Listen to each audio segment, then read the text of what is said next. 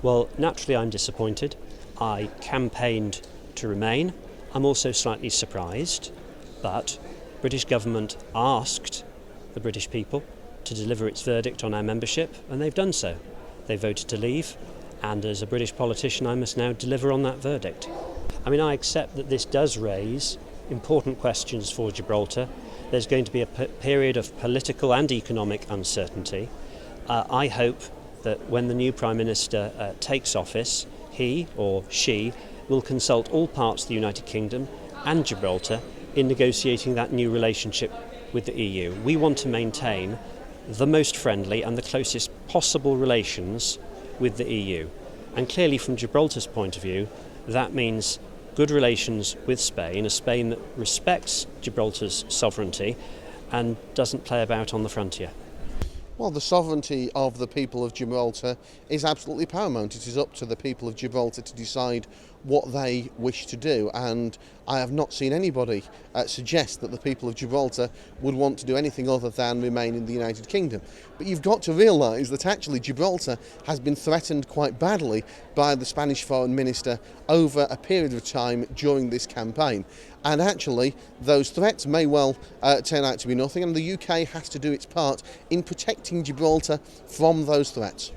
I would say actually that Gibraltar has an economy that is dependent on a number of other things as well. It's dependent on tourism from the UK, it's dependent on financial services which would continue and probably improve outside the European Union. It's got quite a big industry in terms of gambling, and of course as somewhere that charges a lot less VAT than we do, then of course that makes it a magnet for people to buy from. So all of those positives about the Gibraltar economy remain fundamentally sound.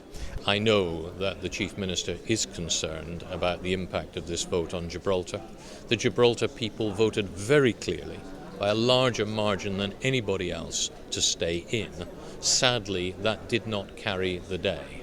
What we have to do is to move very quickly to make sure that everything possible is done to safeguard Gibraltar's prosperity.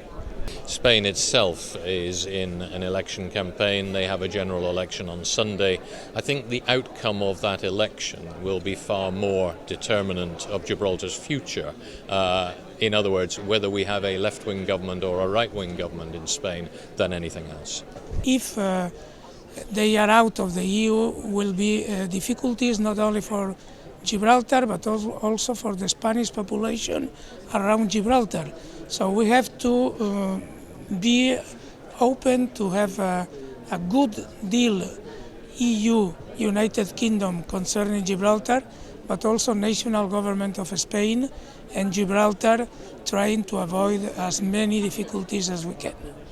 European Union only negotiates with states, and Gibraltar is not a state, it's a part of the UK, and you know that we, as Spanish, we do not recognize that, but in any case, this is the situation, the legal situation. So it's impossible for Gibraltar to be, let's say, member of the European Union unless Gibraltar leave United Kingdom.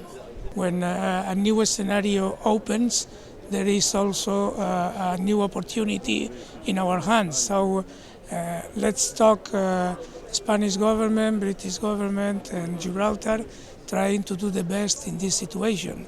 But it's not possible to have bilateral relations between Gibraltar and the European Union.